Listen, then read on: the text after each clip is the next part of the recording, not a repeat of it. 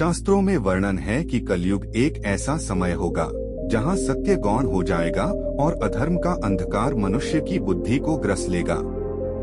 जब लोभ, मोह और अहंकार की अग्नि समाज को जलाने लगी, तब इस धरा पर शांति की स्थापना के लिए एक दिव्य प्रकाश का आगमन हुआ। उत्तर प्रदेश के कासगंज जिले का एक छोटा सा गांव बहादुर नगर, जो नीति के मानचित्र पर स्वर्ण अक्षरों में लिखा जाना था। इस नारायण साकार हरि का प्राकट्य बहादुर नगर की उस पवित्र माटी में नारायण साकार हरि ने अपनी लीलाओं का विस्तार किया। नारायण साकार हरि का व्यक्तित्व साधारण मनुष्यों जैसा नहीं, बल्कि एक शांत सागर की भांति गंभीर और सूर्य की भांति तेजस्वी था। संसार उन्हें जिस रूप में देखता, वे उसी रूप में प्रेम और करुणा की वर्षा करते। उन्होंने कभी स्वयं को आडंबरों में नहीं बांधा। श्वेत वस्त्रों में उनकी उपस्थिति मात्र से भक्तों के हृदय का संताप मिट जाता था। जैसे जैसे समय बीतता गया, बहादुर नगर केवल एक गांव नहीं रहा, बल्कि एक ऐसा धाम बन गया जहां कलयुग के दुखों का अंत होता था। नारायण साकार हरि ने यहाँ सत्य समागम की परंपरा शुरू की। यहाँ ना कोई पुजारी था, ना कोई बिचौलिया। नारायण साकार हरि का स्पष्ट संदेश था कि परमात्मा और आत्मा के बीच किसी तीसरे की आवश्यकता नहीं है। बहादुर नगर के समागमों में लाखों की संख्या में जन सैलाब उमड़ता था। तपती धूप हो या कड़ाके की ठंड, भक्त घंटों नारायण साकार हरि की एक झलक पाने के लिए प्रतीक्षा करते। जब नारायण साकार हरि मंच पर विराजते तो पूरा वातावरण सत्य की जय के नारों से गूंज उठता। नारायण साकार हरि अपने प्रवचनों में अक्सर यह समझाते कि कलयुग का अंत का अर्थ संसार का विनाश नहीं, बल्कि मनुष्य के भीतर की बुराइयों का विनाश है। उन्होंने सिखाया कि कलयुग तब समाप्त होता है जब मनुष्य पर निंदा, मांस, मदिरा और झूठ का त्याग कर देता है। नारायण साकार हरि ने बल दिया कि असली पूजा किसी पत्थर की मूर्ति में नहीं, बल्कि जीवित प्राणी की सेवा में है। बहादुर नगर के उस दरबार में नारायण साकार हरि ने जात पात की बेड़ियां तोड़ दी।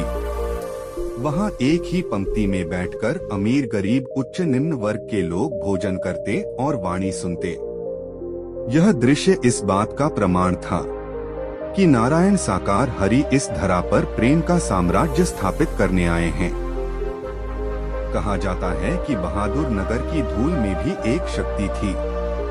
एक समय की बात है, एक व्यक्ति जो घोर मानसिक कष्ट में था और जिसे संसार के सभी चिकित्सकों ने त्याग दिया था, वह भटकते हुए बहादुर नगर पहुंचा। वहां नारायण साकार हरि के दर्शन मात्र से और उनकी अमृतमयी वाणी सुनकर उस व्यक्ति का चित्त शांत हो गया। नारायण साकार हरि ने उससे केवल एक ही वचन लिया, सत्य के मार्ग पर चलना और किसी का दिल ना दुखाना। ऐसी हजारों कहानियां बहादुर नगर की गलियों में बिखरी पड़ी हैं। नारायण साकार हरि ने कभी किसी से दान दक्षिणा की मांग नहीं की। उन्होंने सदैव यही कहा कि यदि कुछ देना है तो अपनी बुराइयां मुझे दे दो और अच्छाई लेकर घर जाओ। नारायण साकार हरि का जीवन ही एक संदेश था। उन्होंने पुलिस सेवा का त्याग कर जिस प्रकार लोक कल्याण का मार्ग चुना, वह त्याग की पराकाष्ठा थी। बहादुर नगर में होने वाले समागमों में अनुशासन का ऐसा उदाहरण मिलता था जो दुनिया के बड़े बड़े आयोजनों में भी दुर्लभ है। सेवादार अपनी इच्छा से व्यवस्था संभालते और नारायण साकार हरि की देखरेख में सब कुछ सुचारू रूप से चलता। आज भी जब कलयुग अपने चरम पर प्रतीत होता है, नारायण साकार हरि के अनुयायी बहादुर नगर की उस ऊर्जा को अपने साथ लेकर चलते हैं। नारायण साकार हरि का मानना है कि सत्य ही नारायण है और नारायण ही सत्य है। उन्होंने बहादुर नगर को वह स्थान बनाया जहां से मानवता की नई परिभाषा लिखी गई। नारायण साकार हरि की शिक्षाएं आज भी लाखों घरों में दीपक की तरह जल रही हैं। वे सिखाते हैं कि कलयुग के इस अंधकारमय समय में केवल सत्य ही वह नौका है जो जीव को भवसागर से पार उतार सकती है।